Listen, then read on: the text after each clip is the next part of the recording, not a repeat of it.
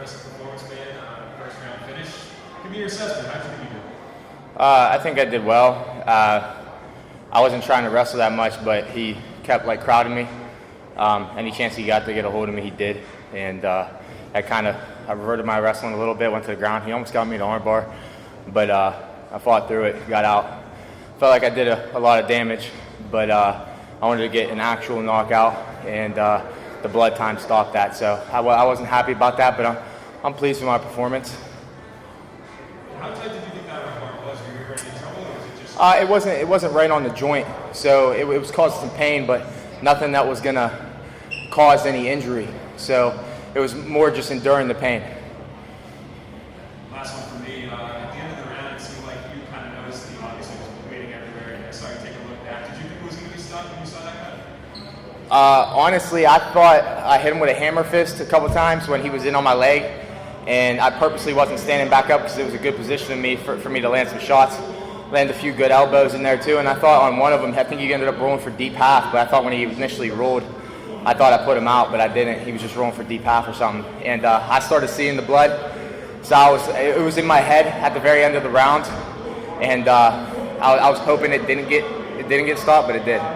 So like I said, a little upset about that, but I got the win, so I can't complain.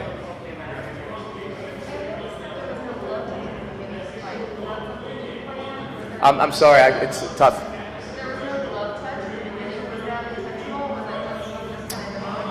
It was intentional. It's not a sign of disrespect from me. It's just I'm going in there to try and take this guy's head off, and I expect him to do the same with me. So I don't want to touch hands with anybody. So that's why I didn't do that.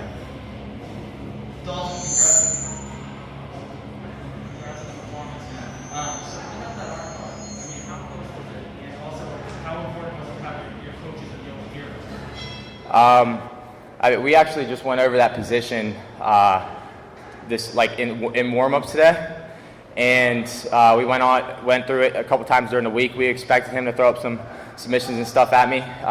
It's nothing we don't do on a normal basis, so it wasn't. I knew the technique and stuff, the way to get out of it. It was just staying calm and composed there, because he didn't have the fulcrum right on the elbow, so it wasn't. Like I said before, I wasn't in a threat of injury. But it did hurt a little bit. It was just enduring the pain and being patient until I got out of it. And, at the end of the round, I saw your face when you turned around. You looked mad about stuff. So it was clear you wanted to get in there for a second round, right? Yeah. I wanted to get the stoppage in the first round. That's always my goal. And I say that before every fight, and I say that as a goal for myself. I set a bar for myself. I don't want to just go in there and win. I want to go in there and get the finish. I want to go in there and dominate the fight. And I felt like I was doing that, but I felt like a really good, devastating finish coming near, whether it was on the feet or on the ground. And when I seen that blood, I was hoping it didn't get stopped. And whenever it got stopped, I knew exactly what it was getting stopped for. So that's why I was a little upset, throw up my arms a little bit. That's not how I wanted it to end. Congrats on the win, man. 7-0 as an amateur, 3-0 now as a pro, all finishes. Do you wish you could get a little bit more cage time, maybe go into the third round? I went to the third round once or twice as an amateur. It's not really about getting cage time for me. Like I said, I want to go in there. I set a goal for myself every fight, first round finish, and that's a goal that I set for myself. It's not something that I'm all right, I'm going to go in and finish everybody in the first round because I'm that good. When I train for these fights, I set a goal. I want to finish them in the first round, and that's what I'm working towards in my camp, and that's what I want to do. But the goal is never to go to the third round. The goal is never go to distance. I want to keep the fight out of the hands of the judges.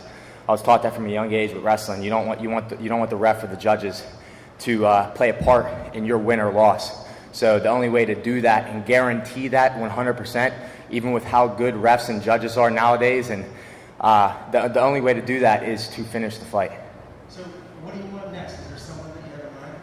I don't know if it made the TV or not, but I got on camera at the end there, and I called out Dillon Danis. He's out there. He's been fighting at catch weights of 175 and 180. He's never even made it down to 170 yet, I believe. And he's calling out a lot of guys that he can't even fight, like guys that are UFC champs and world champion boxers and stuff like that. He's calling these guys out to be troll on social media. And I mean, I'm 3-0, he's 2-0. We're both in the same organization. We're one weight class apart, even if you would say that, because like I said, he's been taking catch weights. In my eyes, he's a middleweight until he makes that 170-pound limit. So I would love that fight. I would love to show everybody that he's not as good as he says he is and stop that hype train. Well, congratulations on the win.